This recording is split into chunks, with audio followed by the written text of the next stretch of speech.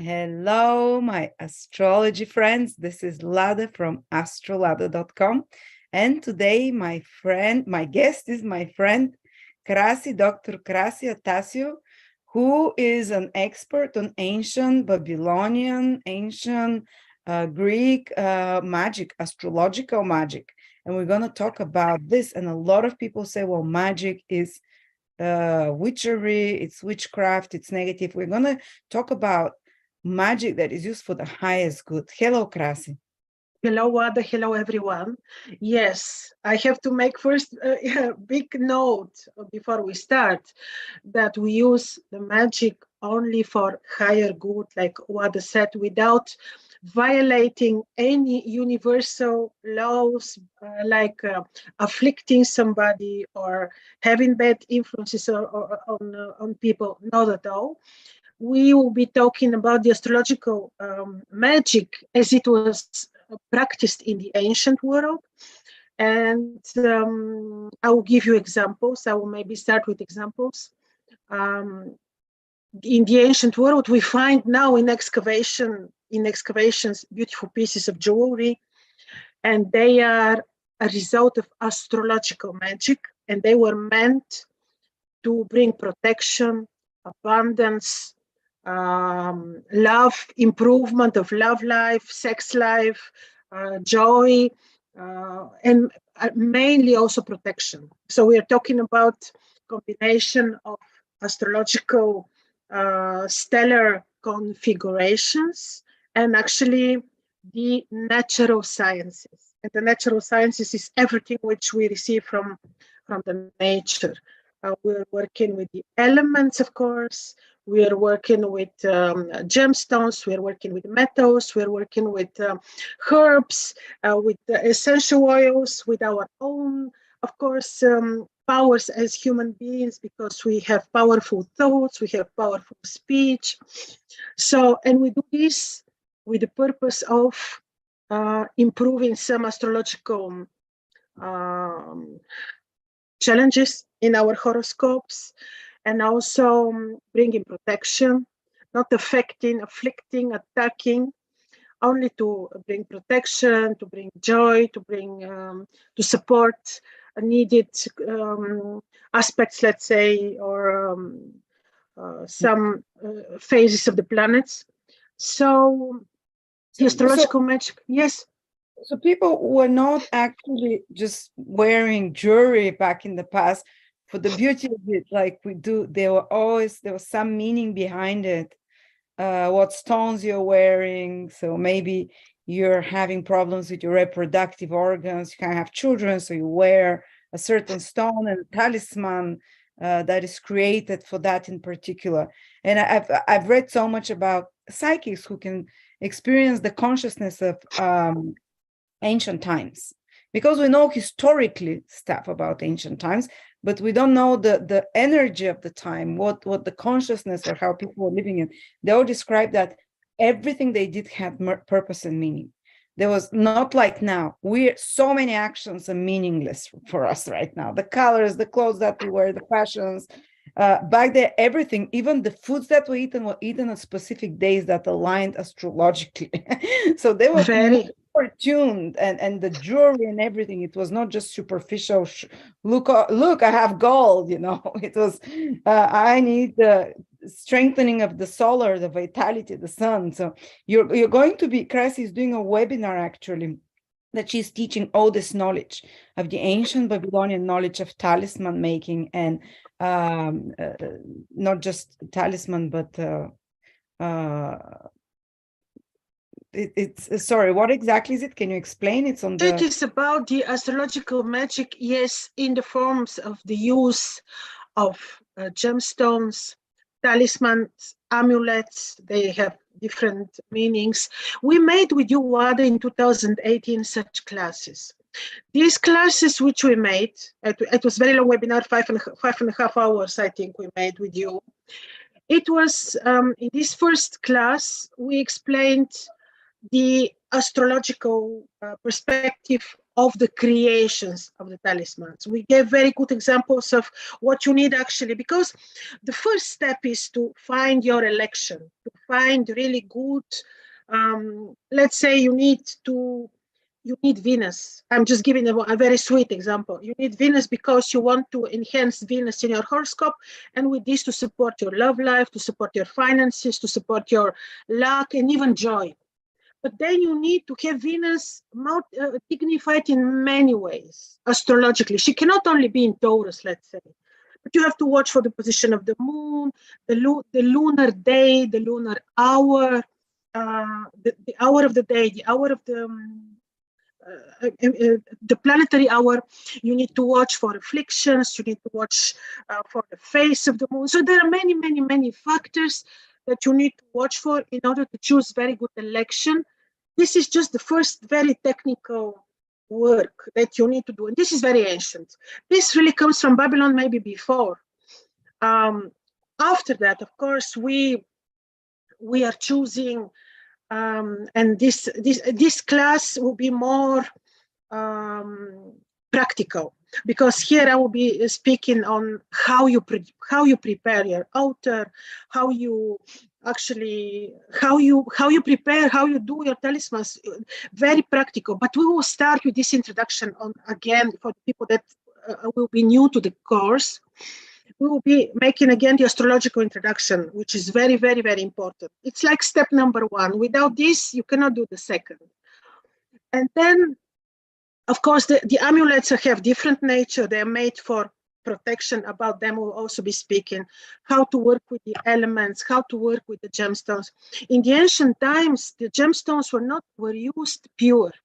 Now, unfortunately, because of all this marketing world, pseudo stuff, the gemstones are treated with chemicals, with heat, with irradiation and whatnot, So we'll be speaking also about these details. We need to really work with the pure nature.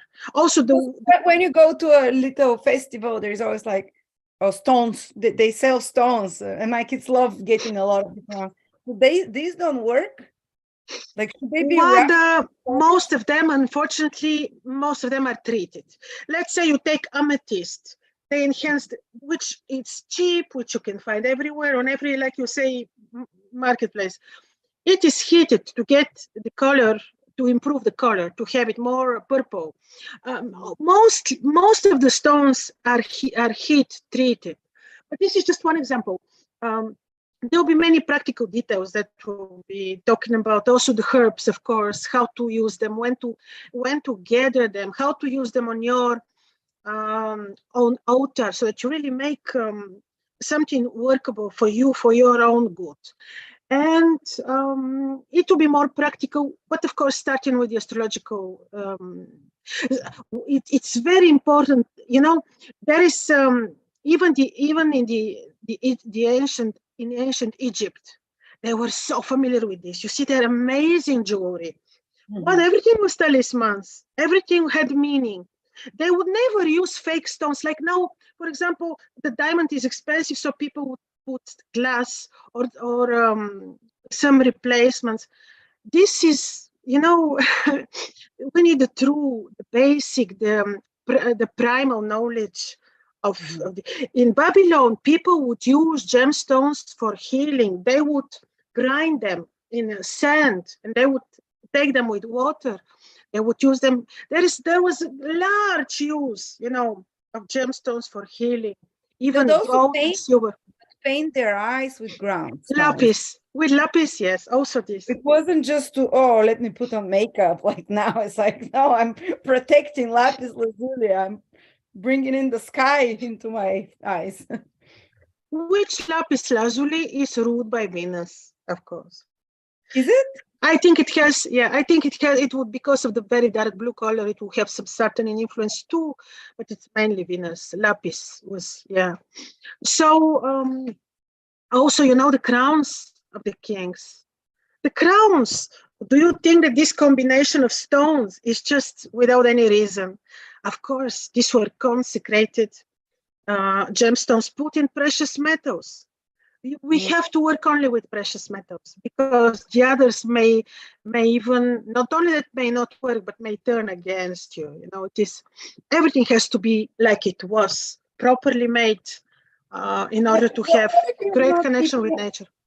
If you want to do some astrological magic, but you're not a jewelry maker or something, is there like simple ways that you can get the stone, just consecrate it and just carry it in your pocket? Because I have talismans from you that are made, you waited like for years for the beautiful Venus combination, and you made this, and I've worn it for 5 years now. But they must, so Yes. are there like some practical, very simple ways for normal people who still want to benefit from the alignment of the stars and from astrological magic? How to use Yes, Wada, I give you example. The great Apollonius from Tyana, my very favorite, he was called Jesus of the pagans. Apollonius of Tyana. He lived when Jesus lived, around these times, you know. So Apollonius of Tyana was healing people, was beautiful. He would be doing magic. He would be bringing people from the grave, reviving people. Apollonius went to ancient India at that time. And the Indian sages gave him, what you think, 7 rings with the 7 lunar days, with the 7 planetary days, 7 different stones, and each of them he had to wear. On Monday he would wear the moon, on Tuesday he would wear Mars, and so on. So there is, of course, way to do this. But again, you follow some astrological logic too. And also the stones need to be not treated and pure, and I believe that the Indian sages consecrated these talismans before. So we'll be speaking also about these amazing talismans of Apollonius of Tyana, but I mean, there are simpler ways, of course. There are simple ways, of course, to apply, like when you have the knowledge for your everyday life, the knowledge of the planetary days, when you know, for example, on Monday, these things I will explain in a great detail, how to work with the moon, how to work with Mercury, Mars, and so with the 7 planets, so that you improve your horoscopes. And here comes one very interesting thing I'll tell you. In the ancient Greece, the mysteries, you know, people were introduced into the mysteries. What were the mysteries? The mysteries, this was just your knowledge, understanding of the universe, how the life works. These are the mysteries. But they were like going to universities nowadays and learning about natural sciences. That's what the mystery. Well, in the you know, in the university, I don't know if you maybe some more alternative, I believe, school, because in the universities, the mainstream university is, I think, totally different. But I mean, they were introduced into the mysteries by their guru. I mean, sage, and this would happen in a temple, on a sacred place. But why? There was one single purpose. I was amazed when I learned why. Because they wanted to overpower their horoscopes. Because with knowledge, you will not be dependent on all these difficult, challenging aspects in your horoscope, because you have knowledge to work with them. This is why you work with the planets. You make your connection you become one with nature. You work in harmony with the planets, with nature, with the plants, with everything around you. This is astrological magic. But when you apply astrology, then it becomes very, very powerful, and people had this knowledge. So someone like me who has a very weak Jupiter, for example, how do I strengthen it without doing anything complicated, without forging jewelry? Give me an example. That would be Thursday. What very, very basic, of course, would be to wear a very good untreated gemstone ruled by Jupiter, which would be yellow sapphire. It is quite rare to find yellow sapphire untreated, but you can wear citrine. Again, has to be untreated, otherwise it's like to wear a glass, nothing. And then you just, it is like the Indians in the Vedic astrology, they wear the stones without consecrating them, and they still have power. So in your horoscope, I would say, if you're not interested really in applying astrological magic, I would say, Wada, wear citrine or wear beautiful ring with yellow sapphire. But of course, when you apply the astrological knowledge to it, and when you use the right momentum, to create, to consecrate such jewelry, this is more powerful. Yes, you benefit from Master Bin Sadhguru has one very great chapter, by the way, and he's saying, I think I was speaking with you about this before, when there was the situation with the disease. He was saying that the yellow sapphire in its pure form can heal you from infections, from viruses, solely when you wear yellow sapphire. Example, the power of the stones. Of course, they are powerful even without consecration, but imagine when you add consecration, when you add the herbs, when you add the essential oil, when you add your own power, this is already another story.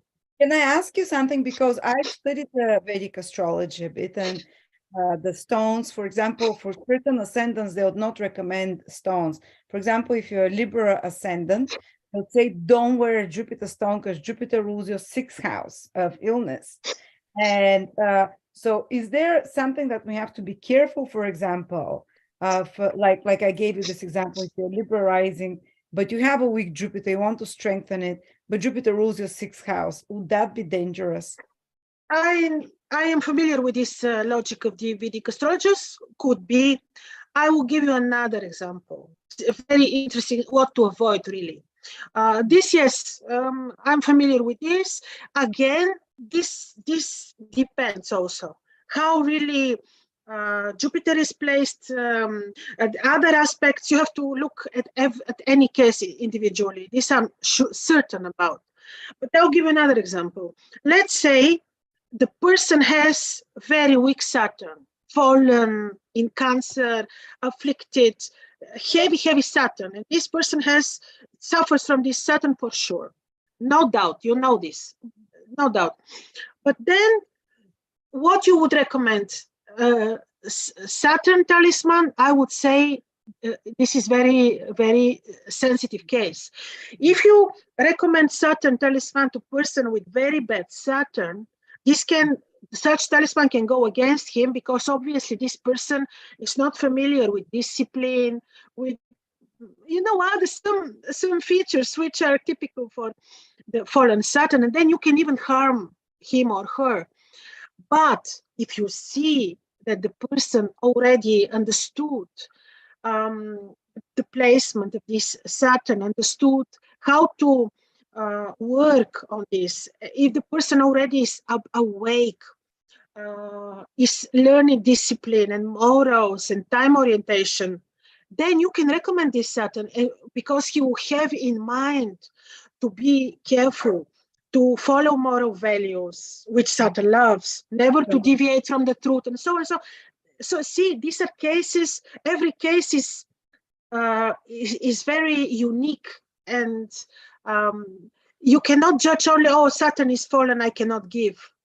It depends. So you have to watch for every single detail. So sorry, I'm changing a bit the topic, but you said something very interesting, that Saturn is moral, sticking to the moral. So it means if you have a strong, good Saturn, you're a very moral person who would not lie and would be virtuous. It's not Jupiter we'll look at.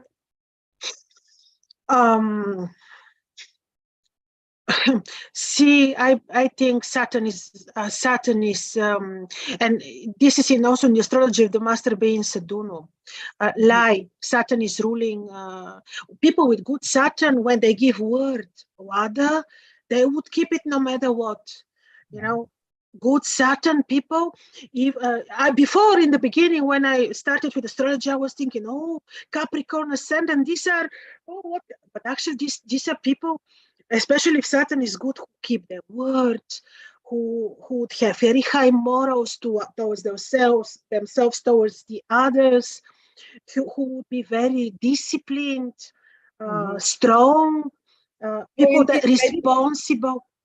In Vedic astrology, Saturn is the planet of achieving spirituality, spiritual liberation, because Saturn is the planet that will allow you to be sannyasi, a strong Saturn. Sannyasi, someone who is not tempted by the world and or lives in the world, but can reject the temptations of the world and uh, almost like a hermit, live in the world of temptations, but like a hermit. And that's morality, and that's attainment of spiritual worlds. And they said if you have a weak Saturn in ancient Vedic astrology, you cannot achieve spiritual liberation, basically. That's why actually even they would say it's people with Saturn conjunct the moon, one of the hardest conjunctions, have an Yes. opportunity to achieve great spiritual heights because their life sucks so much anyway. So they can't get joy from natural, from normal material life. So they turn spiritually, and they are very consistent and persistent and can attain higher states of consciousness in this lifetime. So this is wonderful to hear because we always vilify Saturn. Oh, Oh, but oh, here is the thing. This is when you know your horoscope, exactly like the mysteries in ancient Greece. When you know your horoscope, you already know what to do with your weak Saturn, let's say. You know what to do. You will then watch out for these particular things, be more careful. Um, and then you already like overgrowing your horoscope. But this can happen only with knowledge. mhm. And won't God rise be above it all rather than like how is astrological magic helping us if isn't God above everything? Or is this a means that God has left us? Oh, God is above everything. You are harmonizing with nature. You are not, you are working in harmony with the creation of God. You are creator yourself because you're a child of God. This is absolutely in harmony with the creator, the one, and only. And this is in harmony with nature. You are not going against the creation of God. You're with it. Okay, so you are using the creation of God to connect, Absolutely. connect to enhance it. I mean, some people can directly connect to God. There is direct experiences of the divine and mystical experiences just because they're something happens, they're in big suffering or they call out to God. But these are more like practical and more grounded ways every day to enhance your vibration to be more aligned. Just you as part of nature. Natural sciences create, this is the creation of God. Yes, yes, and very practical, yes. To make your life easier and more joyful, and so that you have more faith, belief in yourself, because um, yes, but this is about really connecting with the real, with the real energies. And I remember reading also our master Bin Saduno, who lived 100 years ago, and he said every day has foods because Monday is the moon day, Tuesday is Mars day. And he gave for every day, if people eat those foods, they'll be more aligned to the energies because different organs are ruled by different planets. And for example, on Thursday, which is Jupiter day, the organs ruled by Jupiter will be most active. So you need to eat Jupiter foods on Thursday. So he gave for Monday for people, especially the moon is kind of a bit of the womb and the liquids in the body and the breast and the stomach. And he gave for Monday for people to eat cucumbers, watermelons, dairy, because they're moon ruled, this very juicy lettuces, very watery. For Tuesday, he said, so this is one type of astrological magic. For Tuesday, Absolutely, it is absolutely. spinach and anything rich in iron and a bit spicier onions, garlics, red peppers, radishes. For Wednesday, he gave foods, Mercury foods, lentils, small little things, for example, I remember, I forgot what other things were Mercury root, but some other vegetables and legumes a lot. Then on Thursday, Jupiter foods were purple color foods, like plums, and I have to check again what it is. For Friday was Venus foods, peas, apples, strawberries, something red, pink, a bit more sweet. And for Saturday, Saturn foods like beans, walnuts. So I always tried, I was eating for a bit like that. Saturday, I always made bean soup, some walnuts to strengthen Saturn. And Sunday is the solar foods, oranges, yellows, golds, and so on. But and you wear the colors, of the day. So that's another very simple, practical way, isn't it? Yes, it's a matter of knowing this, and you can apply it every day.